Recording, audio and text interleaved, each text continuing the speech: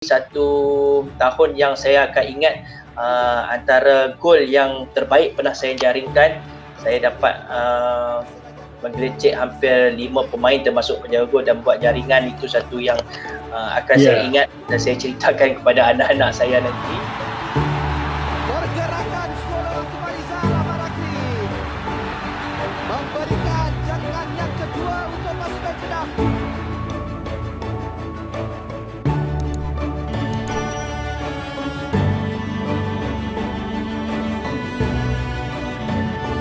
Assalamualaikum guys, apa khabar? Sihat? InsyaAllah, saya doakan anda sihat. Paling penting, Zayan fit bersama dengan saya, Hadari aka Ustaz Bola. Okey, sebelum nak sembang-sembang, hari ni kita akan bersama dengan seorang yang istimewa tau. Kejap lagi saya cerita dulu. Sekarang ni saya nak minta satu je. Anda kena tekan butang share dan juga anda kena tekan subscribe dan juga tekan butang loceng di YouTube channel kami Zayan MY. Untuk kali ini kita akan bersama dengan seorang bintang kita lah. Beliau lahir di utara tapi dia punya career dia tu sampai ke betul-betul utara tu, dekat Europe, dan juga pernah mewakili kebangsaan, bekas penyerang utama kebangsaan lah. So, kita bersama dengan Akmal Rizal Ahmad Rakli. Assalamualaikum Akmal. Waalaikumsalam warahmatullahi. Apa khabar kita, sihat Alhamdulillah sihat Ustaz. Alhamdulillah. Okey, Akmal Rizal sekarang ni merupakan pembantu ketua jurulatih untuk Penang FC, betul ya? Ya, betul. Okey, Alhamdulillah. Ni tengah sibuk lah ni sebab season baru akan bermula kan. Okey, Abang Akmal, ramai nak tahu siapakah Akmal Rizal sebenarnya, asal dari mana? Silakan.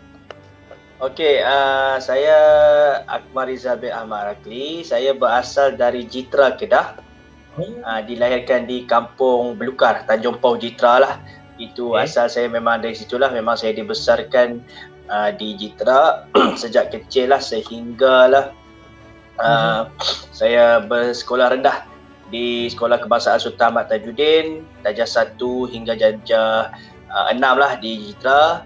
Kemudian tingkatan 1 sehingga tingkatan 5 saya bersekolah di Kolej Sultan Abdul Hamid di Alor-Setar, Kedah. Okey, bila sebut tentang Kolej Sultan Abdul Hamid ni, sikitlah.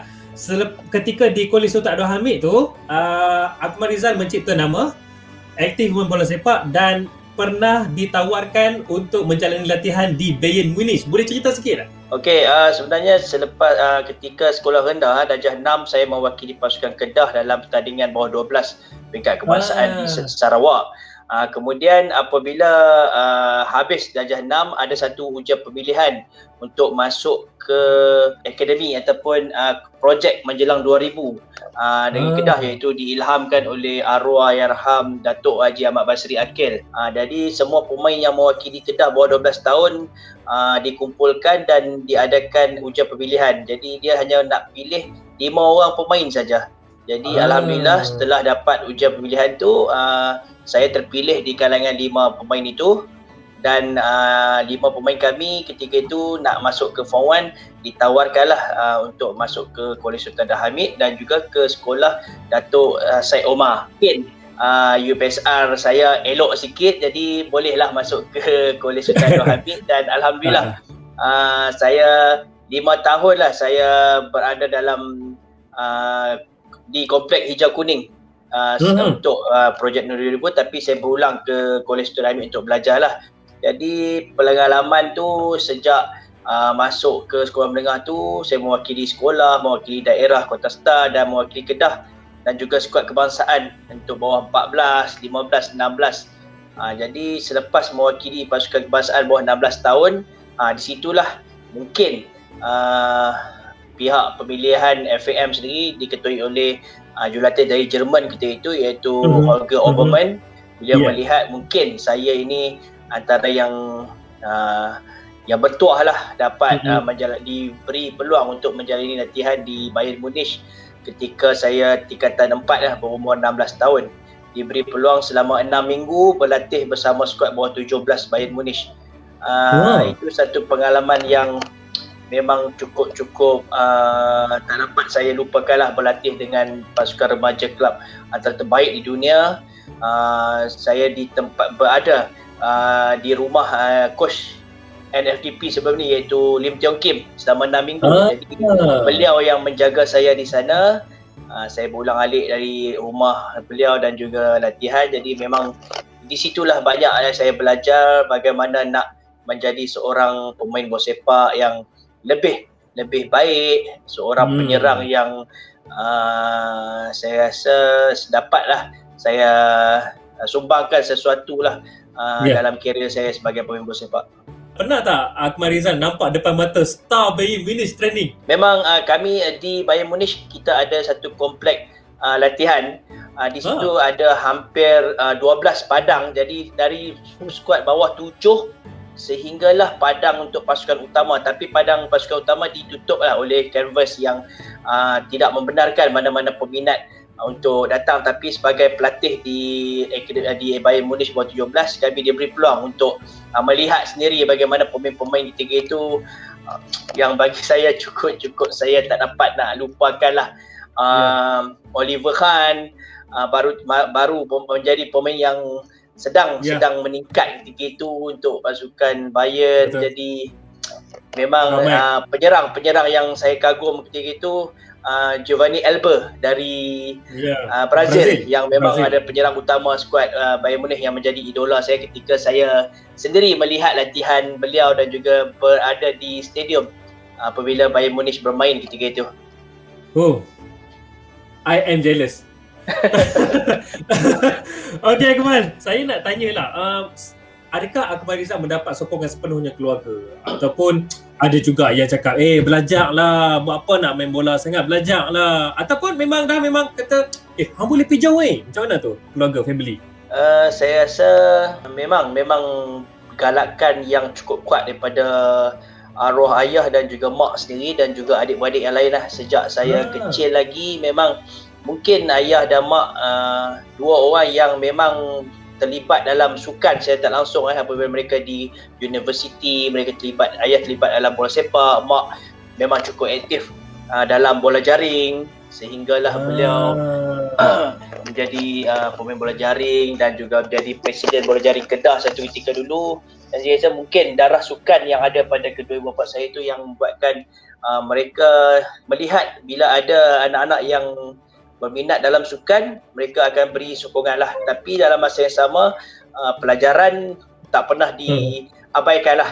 Kalau tak buat kerja masa kat rumah pun memang kena tibai jugalah. Jadi mungkin seimbangkan. Betul, seimbangkan. Tapi itulah bagi saya memang jasa mak dan ayah tu memang satu yang cukup saya takkan dapat lupa lah. Mereka adalah orang yang menjadikan siapa saya sebelum ini dan sekarang, dan alhamdulillah sokongan yang cukup kuat daripada adik-adik, kakak, abang yang lain juga yang menjadikan saya seorang yang berkeinginan sejak kecil lagi untuk mengejar impian untuk cuba menjadi seorang pemain bola sepak apabila saya dewasa. Okey, Akmal Rizal juga pernah dilatih untuk skuad kebangsaan bersama dengan beberapa jurulatih yang hebat juga, termasuk Alan Harris, Bertalan Biski dan lain-lain. Tapi tak apa, kita nak sentuh yang itu kejap lagi. Itu pun antara kenangan manis Akmal Rizal juga. Cumanya kita nak tahu Akmal Rizal, kenangan manis ketika mana menjadi pemain pertama antara pemain awal negara yang beraksi di luar negara, termasuk di Perancis. Kelab mana dan bagaimana boleh terpilih tu, Akmal? Okey, sebenarnya saya terpilih setelah tamatnya kempen kejohanan bawah 19 kebangsaan yang diadakan di Johor pada tahun 1998. Kemudian selepas habis SPM, saya diberi peluang untuk bersama dengan skuad Olimpik 2000. Jadi itu saya pemain yang berusia 18 tahun dan antara pemain-pemain senior ketika itu berumur 22 tahun, Khalid Jamlus, Khalid Masrum dan Alan Govan dan ramai lagi lah pemain-pemain sini. Saya adalah antara pemain yang paling junior lah, berumur 18 ketika itu. Dan mungkin selepas tamatnya kempen kelayakan Olimpik, tak silap saya menjadikan 6 gol dalam 6 perlawanan. Jadi mungkin di situ saya diberi peluang oleh pihak FAM sendiri yang mempunyai hubungan yang baik dengan bekas jurulatih kebangsaan Claude Leroy yang ketika itu menjadi general manager dan juga ketua jurulatih untuk Racing Club di Strasbourg di Perancis. Jadi mereka menghubungi saya dan bertanyakan yang saya mungkin dapat peluang untuk bermain di sana. Jadi adakah saya berminat. Jadi saya tanpa berlengah lagi, saya terus call mak dan juga arwah ayah ketika itu, dan mereka kata tak perlu nak tanya kami, itu impian saya, jadi terima saja. Jadi saya buat keputusan dengan cukup cepat sekali untuk terima tawaran untuk ke Perancis ketika itu, dan alhamdulillah semuanya berjalan lancar. Saya diberi peluang untuk terbang ke Perancis bersama klub Racing Club de Strasbourg ketika saya baru berumur 18 tahun pada tahun 1999, dan pihak FM memberi peluang untuk saya dan pergi tidak keseorangan lah. Mereka memilih Juzaili Samion sebagai teman saya untuk sama-sama kami mempelajari suatu ilmu baru dalam bola sepak lah di Perancis. Dan alhamdulillah apabila tiba di sana tu memang satu pengalaman yang sampai bila-bila takkan dapat saya lupakan lah. Kami berdua di sana tanpa ada mana-mana individu Melayu di sana kan, berada di asrama bola sepak Strasbourg ketika itu, dan kami berlatih bersama skuad bawah skuad kedua lah, skuad bawah 23 Strasbourg. Dan memang apa yang menjadi cabaran yang utama adalah pertamanya bahasa kami lah dengan pemain-pemain di sana, kerana di sana mereka tidak menggunakan bahasa Inggeris, bahasa Perancis sepenuhnya. Dan cuaca ketika kami pergi itu memang bulan, kalau tak silap saya, bulan 9 ke 10 tu memang cuaca sejuk, sedang masuk musim sejuk. Kemudian makanan di sana itu antara 3 masalah yang utama lah, tapi alhamdulillah kami diberi layanan yang baik oleh pihak kelab, diberi masuk dalam kelas bahasa Perancis setiap hari. Kemudian rakan-rakan lain pun di sana, walaupun mereka tak betul-betul macam melayan kami dengan baik kerana kami pemain dari Asia ataupun Malaysia yang langsung mereka tak kenal dalam peta bola sepak dunia kan. Tapi alhamdulillah di atas padang kami tunjukkan yang kami benar-benar nak bersaing, nak bersama-sama dengan mereka. Jadi alhamdulillah dari masa ke semasa, dalam tempoh 2 ke 3 bulan kami dah dapat sesuaikan dirilah dengan cuaca, bahasa dan juga budaya persekitaran di sana. Ramai tak tahu sebenarnya Akmal Rizal dan juga Juzaili Samion ni memang apa yang diceritakan tu sikit. Banyak lagi cabaran-cabaran ketika berada di sana yang tak sempat nak diceritakan pun. Ada tak Akmal waktu tu rasa nak give up? Rasa macam susah baik main kat Malaysia. Ada tak rasa macam tu? Ada. Kadang-kadang benda tu timbul apabila kita rasa terlalu rindu dengan keluarga. Bagi saya hubungan saya dengan mak ayah dan juga adik-adik lain cukup rapat. Jadi dulu tak macam sekarang. Sekarang hari-hari walaupun jauh mana pun kita boleh buat video call. Di sana dulu kami menggunakan email. Kami pergi terpaksa mencari cyber cafe, buka email dan email ke keluarga. Kemudian kalau nak call pun kerana kami terpaksa buat panggilan jarak jauh, gunakan berikat satu kad dan terpaksa gunakan kad macam sekarang lah ada WhatsApp dan sebagainya. Jadi tak ada masalah sangat lah, tapi memang satu yang menjadi masalah tu adalah rindu terhadap keluarga lah. Tapi benda tu mungkin sedikit saja yang mengganggu fikiran kami lah. Tapi apabila kami berada di atas padang untuk berlatih, tak pernah kami jadikan tu, jadikan tu sebagai satu alasan untuk kami gagal bermain dengan baik lah. Kami beri fokus yang terbaik dan alhamdulillah kami dapat bertahan selama 2 tahun di Perancis. Dan apabila saya ingin teruskan karier di sana, tapi kecederaan hamstring yang membataskan peluang saya untuk teruskan kerjaya saya lah di Perancis. Baik, kemudian dipinjamkan ke FC Haguinau. Itu kejap lagi, itu kenangan yang agak tak berapa manis lah. Kita nak fokuskan kepada satu lagi kenangan manis, sebab saya suka tengok setiap negara akan ada jurulatih-jurulatih yang mana falsafah bola sepak mereka berbeza. Macam Claude Leroy, style Perancis, Alan Harris, style Liga Inggeris punya bola sepak. Kemudian kita pernah juga kita ambil Bertalan Biskay yang merupakan style bola sepak Hungary, dan beberapa termasuklah jurulatih tempatan yang pernah melatih dan juga membimbing Akmal Rizal mewakili negara. ada tak cabaran nak memahami taktikal dan juga style permainan jurulatih-jurulatih yang berbeza-beza ni? Sebenarnya pada permulaan dia, kita bola sepak ni adalah satu yang universal sikit lah. Kita tak rasa satu yang sukar lah. Cuma dari segi taktikal tu mungkin apabila setiap jurulatih baru yang masuk tu, ia akan mengambil sedikit masa untuk semua pemain memahami apa kehendak dan keinginan taktikal yang diinginkan oleh seorang jurulatih tu. Jadi saya rasa itu bukan satu masalah yang utama lah untuk saya ataupun mana-mana pemain memahami kehendak setiap jurulatih. Jadi saya rasa pada permulaannya kami akan diberitahu falsafah bola sepak yang ingin mereka terapkan.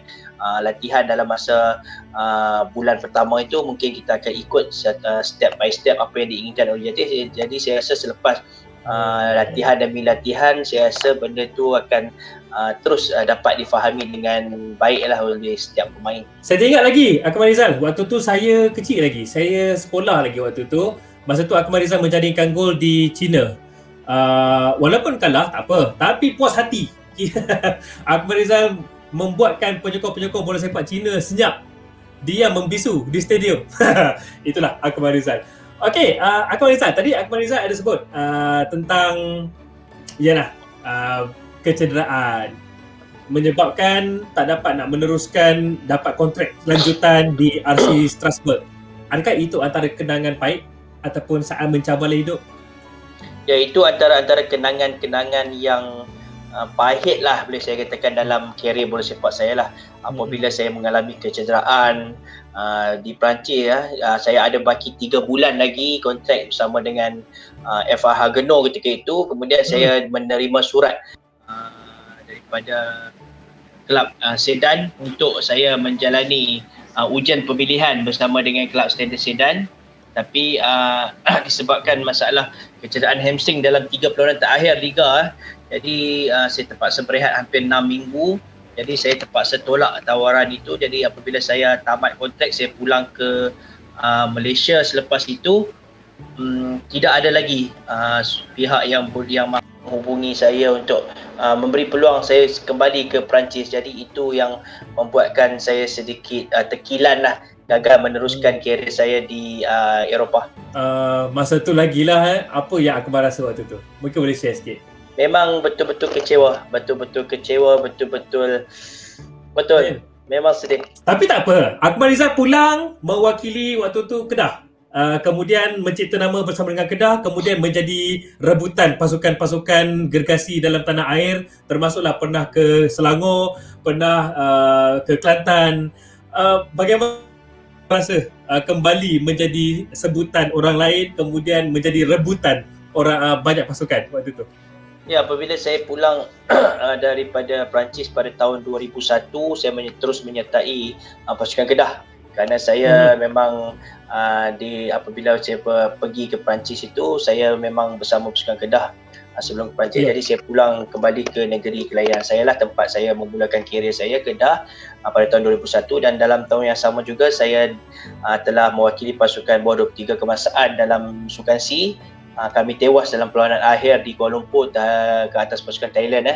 Jadi kerjaya saya bermula di situlah, 2001 sehingga tahun 2006 saya beraksi untuk pasukan Kedah. Memang niat kalau boleh tu nak teruskanlah kerjaya jika di Liga Malaysia ni, tak nak keluar ke mana-mana lah. Tapi akibat kecederaan ACL pada tahun 2006 tu, jadi pihak Kedah tidak mahu menyambung kontrak saya. Jadi saya terpaksa keluar untuk mencari, apabila pulih sepenuhnya saya terpaksa mencari pasukan baru. Jadi pada ketika itu Coach Lola Saleh bersama pasukan Selangor menghubungi saya dan kami bincang, dan akhirnya saya bersetuju untuk menyertai pasukan Selangor pada tahun 2007-2008. Dan ini ada menjadi satu sedikit perbalahan di antara penyokong-penyokong Kedah yang mengatakan saya pemain yang tak kenang budi kan.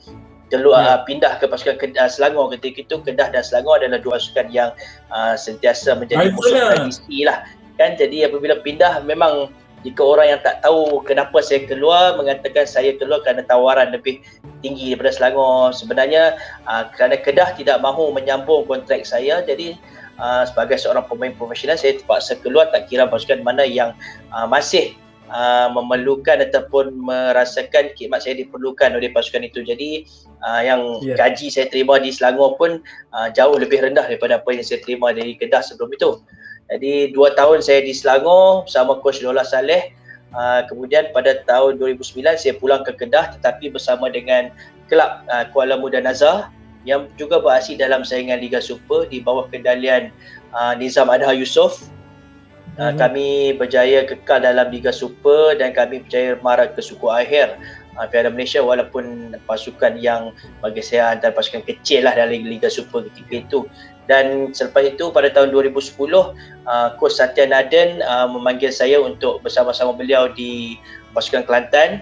Itu antara tahun-tahun yang manis lah buat saya memenangi Piala Malaysia buat kali pertama, dan bukan untuk diri saya saja tapi untuk pasukan Kelantan sendiri, dan kami naik juara Liga Super ketika itu.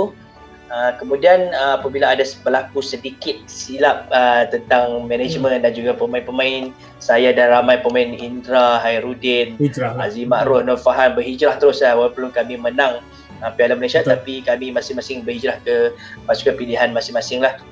Saya menyertai Cikgu Jan, Coach Norizam Bakar di Perak pada tahun 2011 dan 12. Walaupun tidak menang apa-apa tapi alhamdulillah bagi saya itu antara pasukan yang saya seronok sertai kerana pemain dia mempunyai keharmonian yang tak pernah saya dapat lah. Pemain-pemain ada kita kata satu kepala lah semua, dan kami dapat tempat yang keempat dalam saingan Liga Super pada tahun 2011, satu pencapaian yang tertinggi lah nak dibandingkan dengan tahun-tahun sebelum tu untuk pasukan Perak. Kemudian pada tahun 2013 saya kembali ke Kedah. Marijo Todd, jurulatih dari Gosha untuk pasukan Kedah memanggil saya kembali. Saya kembali beraksi satu musim di Kedah, dan itu juga satu tahun, bukan tahun terbaik saya, tapi satu tahun yang saya akan ingat. Antara gol yang terbaik pernah saya jaringkan, saya dapat menggelecek hampir 5 pemain termasuk penjaga gol dan buat jaringan. Itu satu yang akan saya ingat dan saya ceritakan kepada anak-anak saya nanti. Kemudian 2014 saya berhijrah ke pasukan Sarawak di bawah kendalian Robert Albert, dan dia juga antara jurulatih import yang seronok untuk saya bekerjasama. Dia memahami setiap perwatakan pemain-pemain dari Malaysia ni, tapi di sana saya tidak mempunyai banyak peluang kerana ada 3 pemain import di bahagian serangan diambil oleh beliau, jadi peluang untuk bahas itu agak kurang. Jadi mungkin selepas Sarawak itu saya 2015 saya mendapat beberapa tawaran daripada pasukan lain seperti UiTM dan juga ada juga pasukan-pasukan Liga Perdana, tapi tawaran yang diterima daripada pasukan Liga FM ketika itu iaitu Kedah United membuatkan saya merasakan ini adalah mungkin tahun-tahun terakhir saya untuk menabur bakti ke pasukan Kedah kembali. Ramai pemain-pemain muda di situ untuk saya kongsi pengalaman-pengalaman saya kepada pemain-pemain muda. Jadi saya menghabiskan musim terakhir saya sebagai pemain bola sepak profesional bersama Kedah United, dan selepas itu kerana masalah mungkin untuk beraksi di peringkat Liga Perdana ataupun Liga Super, mungkin peluang untuk beraksi itu agak kurang kerana terlalu banyak penyerang-penyerang import dibawa masuk. Jadi saya merasakan mungkin masa sudah sampailah untuk saya bersara daripada pemain bola sepak lah. Tapi saya tak akan pernah tinggalkan bola sepak kerana sudah sebati dalam diri saya sejak saya kecil. Sebab itulah saya teruskan mencuburi bidang kejurulatihan sehingga sekarang.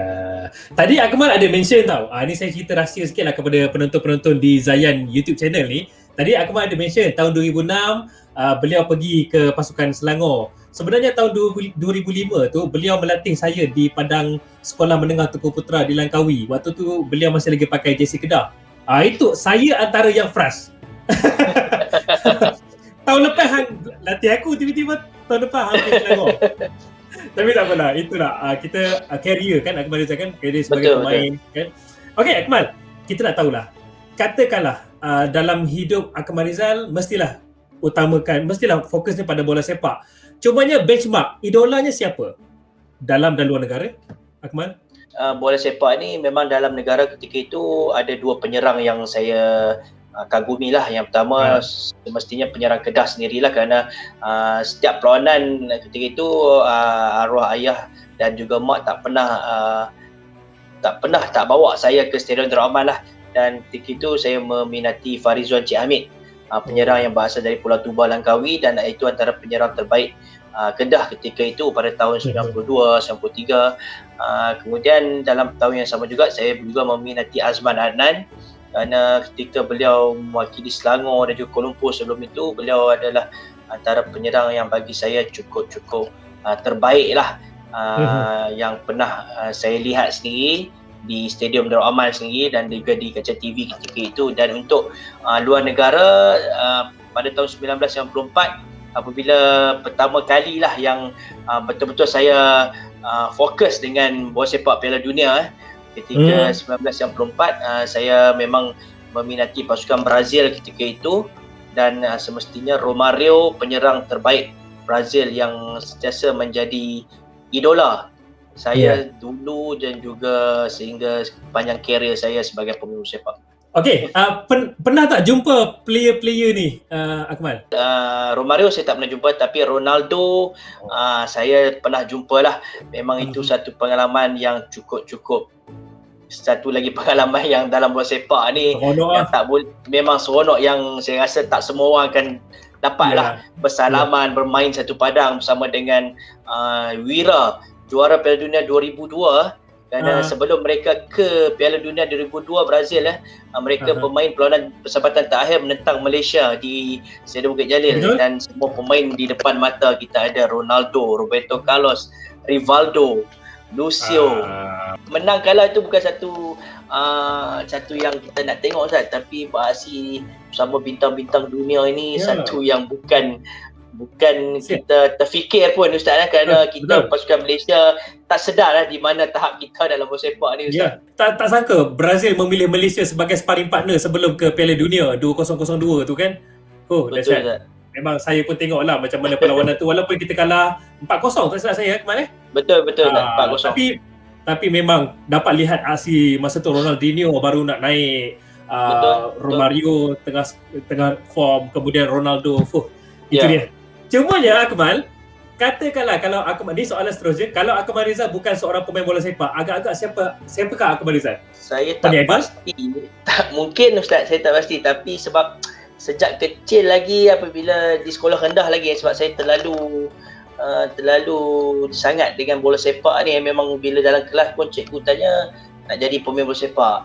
Sebab masa tu sebenarnya dalam darjah, masa saya darjah 5, ada seorang kawan dalam kelas saya, ayah beliau rapat dengan pemain-pemain Kedah ketika itu, dengan Ahmad Sobri Ismail, dengan Radhi Makdir. Jadi setiap hari dia datang, dia bawa satu buku dia, tengok semua ada sign pemain-pemain Kedah semua. Jadi jealous lah. Kami beli, yang mana minat bola dia beli buku, nah tolong bagi kat ayah kan. Jadi bila dia bagi, tengok memang seronok. Jadi kita nak jadi macam mereka ni, nak jadi macam pemain ni. Satu hari kita di tempat mereka, peminat-peminat pula datang kan, nak autograf dan sebagainya. Dan bila tengok bola di stadium, satu hari bila aku kat dalam padang ni, semua orang akan datang tengok aku pula kan. Jadi sejak kecil saya rasa itu cita-cita saya. Tapi kalau saya tak jadi pemain bola, mungkin kerja kerajaan kot, Ustaz. Alhamdulillah. Okey, Akmal, sebelum soalan terakhir, apa skill Akmal Rizal yang orang tak tahu? Memasak ke, berkebun ke, apa yang orang tak tahu skill lain? Sebenarnya memang saya gemar memasak, Ustaz. Saya gemar masak. Dan sebab sekarang pun sebelum ni pun isteri saya bekerja, jadi saya lebih banyak, jika tidak ada latihan dan perlawanan, saya lebih banyak masa di rumah bersama anak-anak. Memang saya bukan cekap lah, saya bolehlah masak. Anak-anak kata sedap lah, kalau orang lain rasa tak tahu lah. Okey, Akmal, harapan untuk industri sukan Malaysia, terutamanya mungkin boleh highlight pasal bola sepak ke? Silakan, Akmal. Sebenarnya dalam bola sepak ni saya sedikit gusar lah dengan apa yang berlaku sekarang. Dengan banyak kita ni nak lihat terlalu cepat kejayaan pasukan dengan membawa masuk banyak pemain naturalisasi, dan saya rasa ini tidak baik untuk bola sepak kita. Tapi seperti yang pernah saya lihat ketika tahun 94 sendiri saya bersama skuad bawah 14 tahun ke Ajax Amsterdam, Belanda. Pada tahun 94 pun apa yang ada di kelab tu pun boleh kata 2 kali ganda apa yang JDT lakukan sekarang.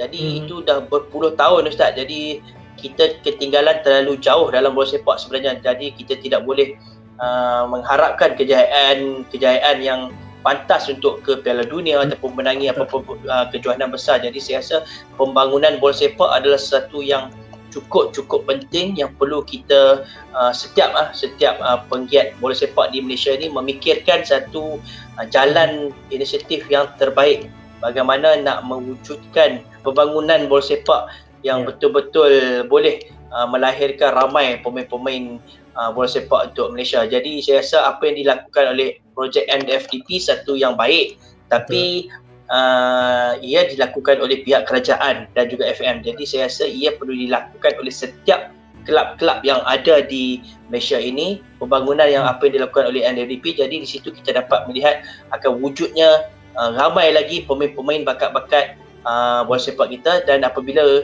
ramai bakat dan juga pemain-pemain yang baik, jadi di situ kita ada pilihan pemain yang besar untuk menjadikan pasukan kita satu pasukan yang lebih baiklah daripada apa yang kita capai sekarang. Kan bagus kalau setiap pasukan kelab di Liga Super dan ataupun Liga Perdana, bahkan Liga lebih bawah daripada itu, M3 atau M4, ada pasukan pembangunannya sendiri. Betul tak Akmal Rizal? Betul Ustaz, saya setuju Ustaz. Saya setuju. Okey, kita doakan satu masa nanti bola sepak Malaysia akan menyinar dan akan menjadi salah satu pasukan terkuat di Asia dan juga mungkin mencabar di dunia, insya-Allah. Baik, terima kasih Akmal Rizal Ahmad Rakli, legenda bola sepak negara, kerana sudi bersama dengan kami untuk Zayan Fit. Terima kasih Akmal. Okey, sama-sama. Terima kasih Ustaz. Ya, nanti kita akan rojo-rojo lagi lah. Okey. Okey, Assalamualaikum. Waalaikumsalam.